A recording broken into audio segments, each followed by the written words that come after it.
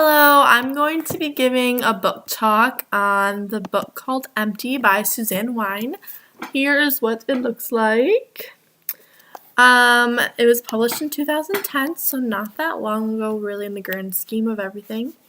So there's three characters that I think we should all be aware about. First is Gwen. I guess she could be described as society's standard of weird. She's just a different person. And she's described kind of as like gothic. She's very resourceful and very smart. And then you have Tom. He's a second string football player, and I find him to be very kind and compassionate. And then the third character that we should know about is Nikki. She's a cheerleader, and I think she's introduced as very shallow to begin the story, but she definitely progresses as a character and as a person as the story progresses. And these three are also in kind of a love triangle as the story goes on, which I found to be kind of interesting. But anyways, as the story progresses, each chapter is kind of from each of their points of views. So that was kind of interesting as well because you kind of got everybody's say in that. But basically, the world is out of oil, or basically out of oil. There's very little.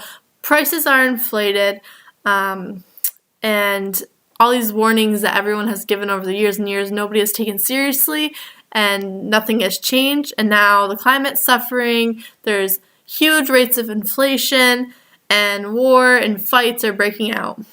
So there's some important events. There is the war with Venezuela over oil.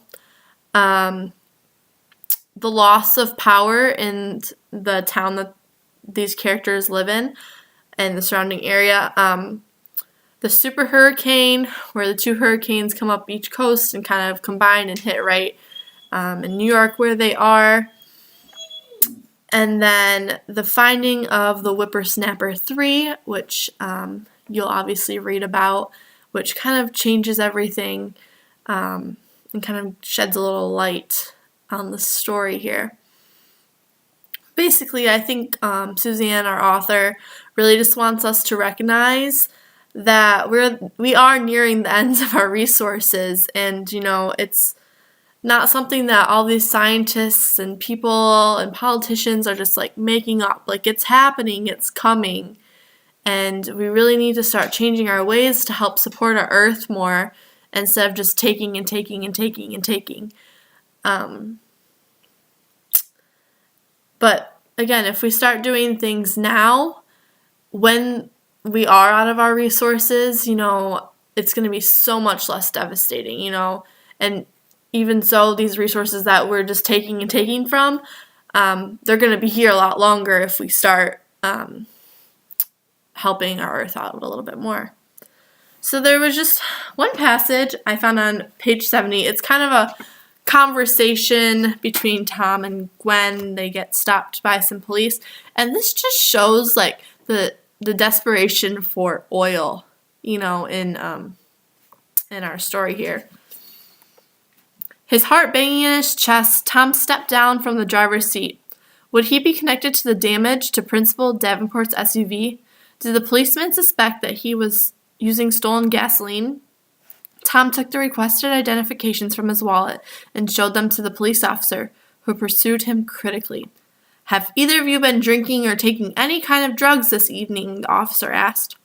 No, sir, Tom replied empathetically. No, Gwen mumbled. The officer stepped closer to Gwen and sniffed. Why do I smell gasoline on you? I slipped in a puddle of it earlier this evening, Gwen lied quickly. It spilled all over the place, she added, gesturing at the oily splotches that now stained the parking lot. He looked her up and down. Would you breathe out for me, miss? I told you I haven't been drinking. That's not what I'm checking for, the author insisted. Breathe out, please.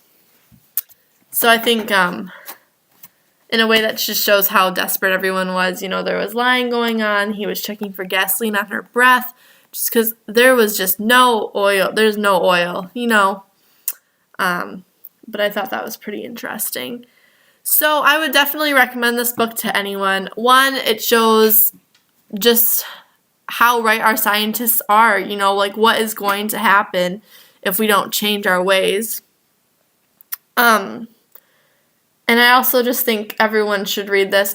It's just a good read in general, but it just kind of shows how far people are willing to go to, you know, stick with what they've always known, if that makes sense. You know, all these people grew up and they have gas and oil and plastics and cement, and, you know, that's what they grew up with, that's what they know, and they're not willing to change their ways. They're really stuck in it, you know.